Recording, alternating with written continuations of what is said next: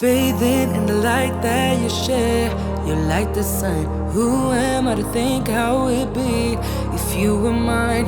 I've been walking with my shades on for so long. I can't seem to get them back on. 'Cause ooh, how I fell in love. Couldn't see it coming, blasting my stereo. I can feel it coming, you on my radio. All I'm hearing is a song.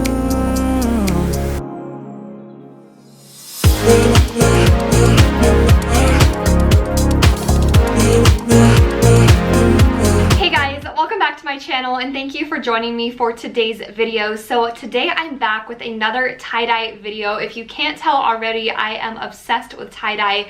It is so fun, can be so simple, and if you're someone that's in a time crunch and you don't have a lot of time to spend on a DIY project, then the scrunch technique is the way to go. So I have done two previous videos on tie-dye, and if you have not seen those yet, I will link them down below in the description box. But today I am showing you how to do a neutral taupe spring tie-dye sweatshirt. So this is going to be perfect transitioning into the spring season, and I love neutrals because they are so versatile. You can style them with virtually anything. I absolutely love them. So if you would like to see how to do a simple scrunch technique, then let's go ahead and get started. Okay, so starting off with what you will need for this project, first of course is your sweatshirt, t-shirt, whatever article of clothing that you're going to be using. So I purchased this one off of Amazon. It is a men's sweatshirt. I've had a black one in this. It is so comfortable. It washes very well. So highly recommend this if you're looking for something. Otherwise, you can use an old t-shirt or sweatshirt that you have in your closet that you might no longer reach for. Then this would be a perfect project to use that for. Next up, you'll need a pair of gloves. So they do recommend a pair of rubber gloves, but I have been using these latex-free ones and they work perfectly for this project. Next, you'll need a bunch of rubber bands, so you can use whatever size you want. I like to use kind of the medium-sized ones, about this size. They work for this size of sweatshirt, and this is what is going to help you achieve the scrunch technique look.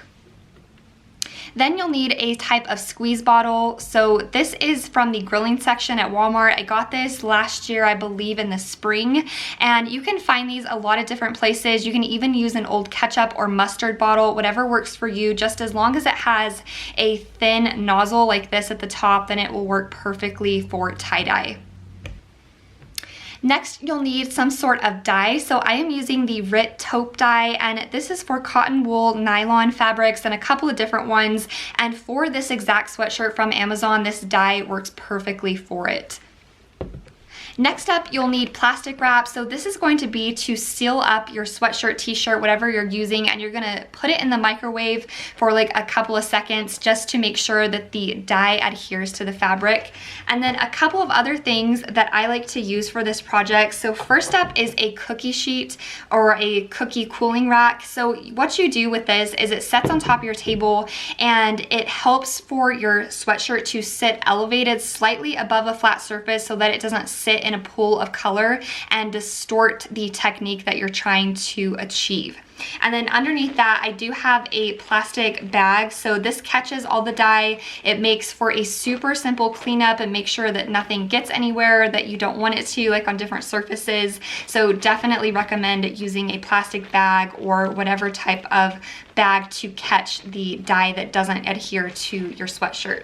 Okay, so first step in the tie-dye technique is to slightly dampen your sweatshirt, and this helps the dye adhere better to the fabric so it's not dripping wet, it's just slightly damp. So you're gonna lay it out on your surface and you're going to begin scrunching. So all you do, kind of like you're scrunching your hair, you just scrunch it in the palm of your hand like this, and you're gonna do a rubber band around each piece of fabric that you scrunch. So I did a scrunch, I put a rubber band, and you keep repeating that until it's in kind of a rounded, slightly smaller shape.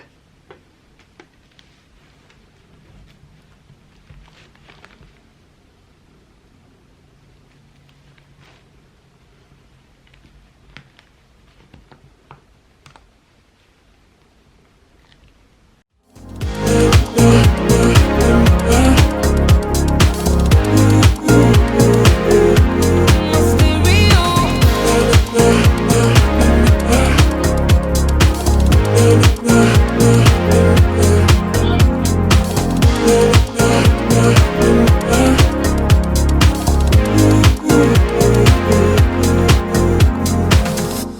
now when your sweatshirt is totally scrunched up, you're going to take your dye. So what I have in here is 2 cups of hot water, and hot water is the key to this to make sure that you get a really saturated color on your sweatshirt. So 2 cups of hot water and 2 tablespoons of your liquid dye. Now for the powder, it's a little bit different ratio, so you may have to look that up, or if I can find the chart, I will link it below. And make sure before you put the dye into the bottle that you do shake it up really well. And it is normal to see like a little bit of a green tinge to it, and that will wash away once you wash your sweatshirt and wring it out. So don't worry if you see any green, that is normal. Just make sure that you do shake this up, and then you put it into your container. And then before I use the dye, I just kind of move it back and forth to make sure that the water and dye are thoroughly mixed together. And then I should have put on my gloves already, but make sure that you have your gloves on, and then we will start dyeing.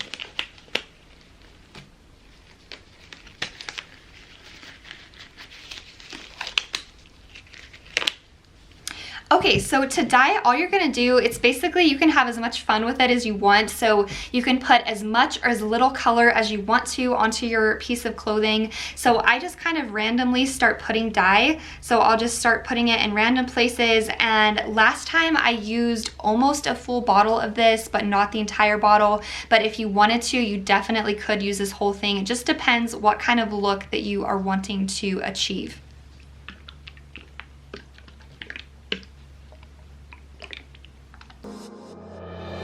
Drowning in your words from the stories that you carry. I would never judge, don't you ever say you're sorry. I don't mind if you don't mind it, sharing all your secrets. Okay, so now that I am finished tie-dyeing, what I'm gonna do is let this sit for 30 minutes and really let the dye saturate the fabric, adhere to it, so not as much of the dye will wash out when we put it under the faucet and wring it out. So let this sit for 30 minutes. You can even let it set a little bit longer if you're not seeing the saturation that you want. But for me, I have found that 30 minutes is the perfect amount of time for the dye to adhere to the fabric. Okay guys, so now 30 minutes is up. I really like how this is looking. It looks nice and saturated. I think the color is adhering really well. So now I'm gonna go ahead, grab my plastic wrap, and go ahead and wrap this entire sweatshirt up, and then I'm going to put it in the microwave for 2 minutes. Cause ooh, how I fell in love. Couldn't see it coming, best in my stereo. Okay, so I just took this out of the microwave, and do be careful because it can get a little hot. So I'm gonna unwrap it, and then I'm gonna rinse it underneath cold water to get any of the extra dye washed out of the material. I can feel it coming, you on my radio. All I'm hearing is a song.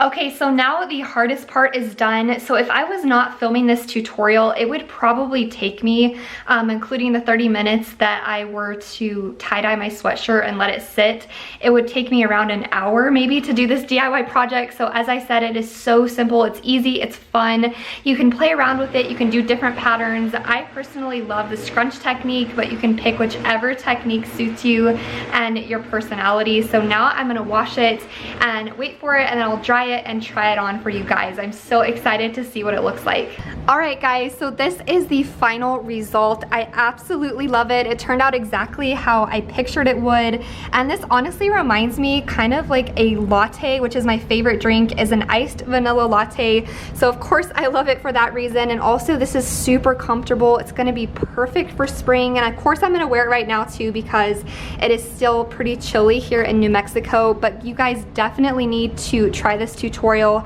And this is a men's size medium sweatshirt, and I'm 5'4". I weigh between 120 and 125, and this is a perfect slightly oversized fit for me, so keep that in mind when you're purchasing this, but a very high quality, low price sweatshirt. All right guys, this does conclude today's tie-dye tutorial. If you found this video helpful or useful, or you're gonna try this tutorial soon, please give it a thumbs up and let me know if you have any comments or questions down below.